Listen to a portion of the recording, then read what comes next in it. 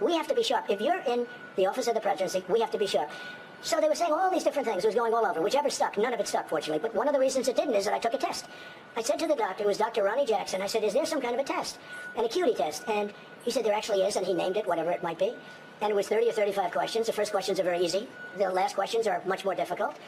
Like a memory question. It's like you'll go person, woman, man, camera, TV. So they say, could you repeat that? So I said, yeah. So it's person, woman, man, camera, TV. Okay, that's very good. If you get it in order, you get extra points. If you remember the first question, not the first, but the 10th question? Give us that again. Can you do that again? And you go person, woman, man, camera, TV. If you get it in order, you get extra points. He said, nobody gets it in order. It's actually not that easy, but for me it was easy. And that's not an easy question. In other words, they ask it to you, they give you 5 names and you have to repeat them, and that's okay. If you repeat them out of order, it's okay, but you know, it's not as good. I'll level with you straight. Is that an expression that works globally? Or is it a bit too much British? Basically means straight to the point. The last thing I ever expected as we head towards the debates is Fox News doing any level of, well, that isn't right. Fact-checking. Somebody on Fox News pointing out that somebody else on Fox, as in another Fox News program, got it wrong. The problem I have with this, though, is you never really know, because 2 days later they could totally change their position. However, Howard Kurtz, who does a show called Media Buzz, which is supposedly meant to be looking intrinsically, excuse me, up their own backside of the media world, well, he pointed out how Fox were running with a deep fake piece of BS. One of the problems that's clearly going on now is not only people taking things out of context, but with AI, they put something out, and then you get clowns like Don Trump Jr., who is, I don't know why he's allowed to get away with this, but almost reinforces the BS, and before there's an opportunity to counterattack it with the truth, they've moved on to the next piece of crap. Now, for those amongst the blue tick world, they probably think this is brilliant. In the wider world, it's just garbage. When President Biden was at the G7 in Italy, where he announced the U.S. and Europe would give Vladimir Zelensky a $50 billion loan to battle Russia, the RNC posted a misleading video titled, "What is Biden Doing?" appearing to indicate the president straying off from the assembled leaders, talking to no one. And that wound up on the cover of the New York Post, meander in chief. You see it circled there. But if you look at it from a slightly broader angle, the president had turned to chat with a skydiver who just landed as part of a show near the world leaders, and to give the man a thumbs up before Italian Prime Minister Giorgia Meloni guided him back to where they were taking a group photo. During a parachute demonstration, Biden got dazed and confused. How shocking. And started to just, wander off like that as other G7 leaders looked on in agony. Right-wing media seized on a moment at the G7 summit yesterday involving President Biden. Susan, I get that Biden is 81 and sometimes looks frail and confused, but in this instance, why would the New York Post, owned by Fox's sister company, or anyone follow the RNC's lead when the president was actually just given the thumbs up to this parachuter?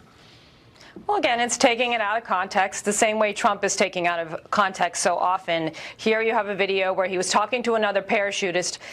But I don't think the full video really benefits him anymore. The problem with President Biden is he looks frail when he's walking. I believe he has some spinal stenosis. I was looking at his past physician's report.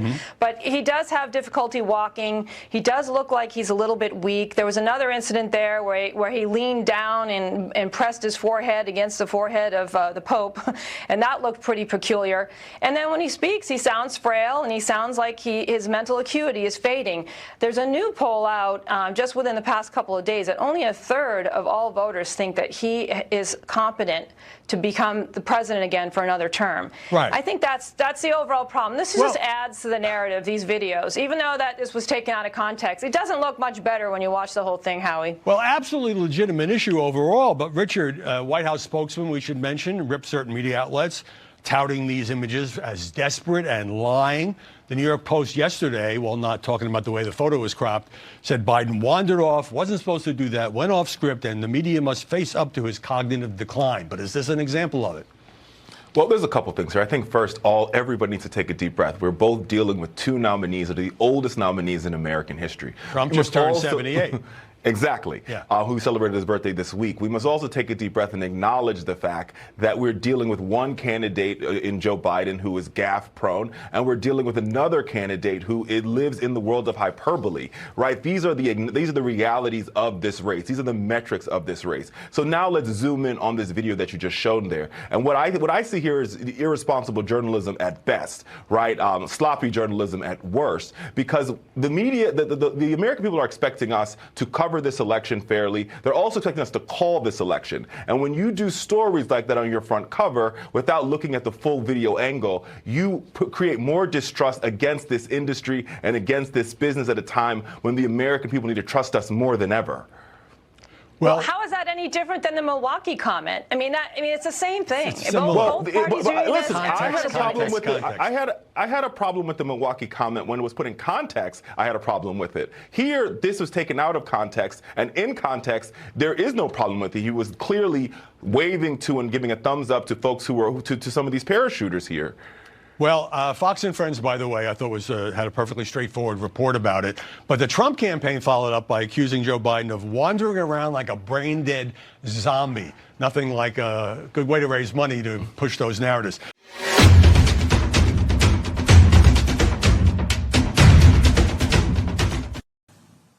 The DOJ is completely corrupt from top to bottom. It's going to have to be purged. It's going to have to be restructured. They're going to have to get rid of tons of billets over there and lots of personnel on the afternoon of January 20th, 2025. They understand this. And the FBI is the American Gestapo. As an institution, they are not worthy of going forward. That's going to have to totally be restructured. I've been strongly for getting rid of the FBI. We see Donald Trump for who he is. He's been convicted of 34 felonies, found liable for sexual assault, and he committed financial fraud. Meanwhile, Joe Biden's been working, lowering health care costs and making big corporations pay their fair share. This election is between a convicted criminal who's only out for himself and a president who's fighting for your family. I'm Joe Biden, and I approve this message. Shh. I'm a deep state secret operator.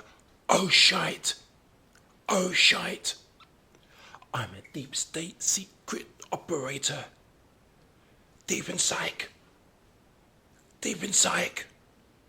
I'm a secret deep state operator. Oh no. I'm a secret deep state operator. All my life. Oh shite. Oh shite. I've been trying to keep it secret, but the Trumpy Trumps have sorted me out. Oh no. What a night. I'm in shite.